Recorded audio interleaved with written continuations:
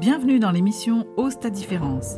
À ceux qui rêvent d'un monde nouveau, un monde où l'amour serait l'énergie de la vie, du partage, de la solidarité, plutôt que la peur qui isole et anéantit. Un monde de conscience et d'unité. Je suis Catherine Tournedouet, coach booster d'énergie, guide des traversées qui vous aide à devenir pour exister. Avec ce podcast, je vous donne rendez-vous tous les lundis matins pour vous offrir un espace d'inspiration avec des clés, des réflexions, des témoignages. Il est temps de bouger, le monde t'attend. Ose ta différence pour faire la différence. À tout de suite.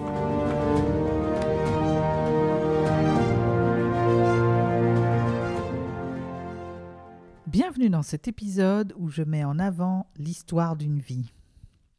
Il est de ces moments dans l'existence qui viennent nous indiquer comme un phare que nous sommes peut-être en train de nous égarer et qu'il est temps de rentrer au port.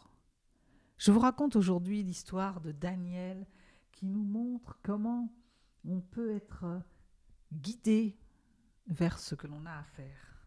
Daniel qui a été arrêté dès le 2e jour de ses vacances pour se recentrer sur l'essentiel de ce qu'elle devait travailler.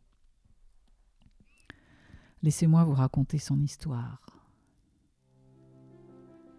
Retraitée depuis 2014, Daniel, c'est une femme que l'on peut appeler active. Elle danse, elle fait du yoga, elle marche, elle va à l'aquagym. Elle s'intéresse à la nature, à l'alimentation, aux méthodes naturelles pour se soigner, huiles essentielles, etc. Elle aime la lecture, ça c'est sûr. Qu'est-ce qu'elle a pu épuiser les bibliothèques de ses copines? Elle aime le cinéma, les rencontres avec les amis. Elle vivait dans l'insouciance de sa retraite, recherchant l'amitié, l'amour des autres, était toujours par monts et par vaux, jusqu'à ce 30 mars, où à la suite d'une chute à vélo à l'île de Ré, elle s'est retrouvée aux urgences à l'hôpital de La Rochelle. Daniel, c'est quelqu'un d'optimiste en général. Et avec cet incident, en fait, comme elle me l'a raconté, elle ne souffrait pas du tout. Elle a patienté plusieurs heures, confiante, pensant que ce n'était qu'une entorse. Le médecin interne, très posé et sympathique, lui a fait comprendre petit à petit, après plusieurs examens, qu'une possible opération serait sans doute nécessaire et qu'à ce titre, elle devrait être hospitalisée. Moralité, partie depuis 2 jours seulement en vacances sur cette île superbe et après une journée dans les marais salants sous un beau soleil, tout s'est arrêté. Le lendemain matin, le verdict tombe sec. Grave fracture du plateau tibial, immobilisation de la jambe pendant 3 mois. Là, le cerveau se met à fonctionner à toute vitesse. Daniel se dit « J'habite à l'étage, je suis à plus de 200 km de chez moi, on est en période de confinement, pas de visite, pas de vêtements, juste pas d'affaires de toilette, juste mon téléphone. » Et là, au lieu de céder à la peur de tout ce qui pourrait arriver dans les jours et les mois qui suivent, elle a tout de suite écouté sa petite voix intérieure, elle s'est recentrée sur elle, elle a écouté des méditations guidées, surtout le soir, et ça l'a aidée. Elle a relativisé en pensant à tous les gens qui étaient dans des situations beaucoup plus graves qu'elle.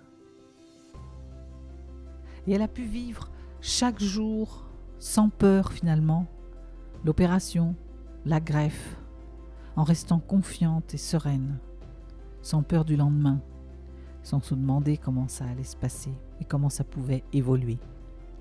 Et tout s'est bien passé. Elle a pris le parti de positiver, d'apprécier le dévouement et la gentillesse de tous les intervenants à l'hôpital, des aides-soignantes, des infirmières, du chirurgien et tant d'autres.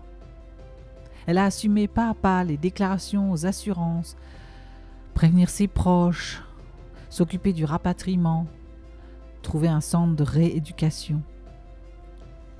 Et toujours en support, les méditations lui apportaient la confiance dans le lendemain, la patience pour accueillir et la paix intérieure. À tel point qu'à son attitude, les infirmières se sont interrogées sur sa sérénité. Elle a même discuté avec quelques-unes d'entre elles de la méditation, elles qui vivaient dans le stress de leur travail et leur difficulté à tout concilier.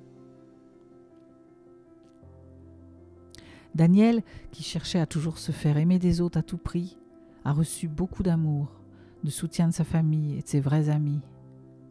L'une d'entre elles l'a d'ailleurs instantanément accueilli chez elle en lui demandant de venir habiter en rez-de-chaussée de sa maison pendant toute sa convalescence.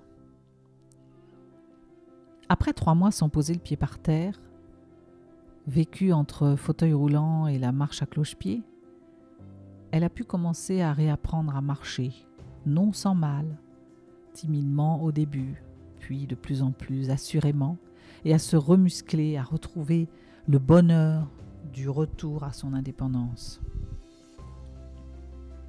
Aujourd'hui, toujours en rééducation, elle retrouve petit à petit une marche presque normale et est très heureuse. Elle est rentrée chez elle, elle qui avait tellement cherché des occasions de sortir de chez elle. Maintenant, elle apprécie de se retrouver seule. C'est un des changements majeurs qui se sont opérés en elle. Elle se sent bien, elle vit dans le moment présent et est pleinement heureuse auprès des gens qu'elle aime et qui l'aiment. Quand je lui ai demandé ce qu'elle retenait de tout ça, voilà ce qu'elle m'a dit. Ce que je peux dire aux gens qui traversent des moments difficiles, c'est de ne pas céder à la peur du lendemain. C'est de garder confiance en la vie. Et en ce qui me concerne, ça a changé complètement la vision de la vie. Ma vision de la vie. Très belle histoire qui montre encore une fois comment l'obstacle est le chemin quand nous l'accueillons et que nous regardons ce qu'il veut bien nous dire. Et je vous donnerai une fois de plus ce conseil que je donne si souvent, qui est dans chaque événement un peu malheureux, dans un obstacle, un mur à franchir, quelque chose qui vous semble insurmontable, cherchez le cadeau mal emballé. Si l'histoire de Daniel vous a inspiré, je vous invite à la partager, à la réécouter quand vous avez un moment de doute ou de difficulté. Je vous souhaite une belle semaine et vous dis à lundi prochain.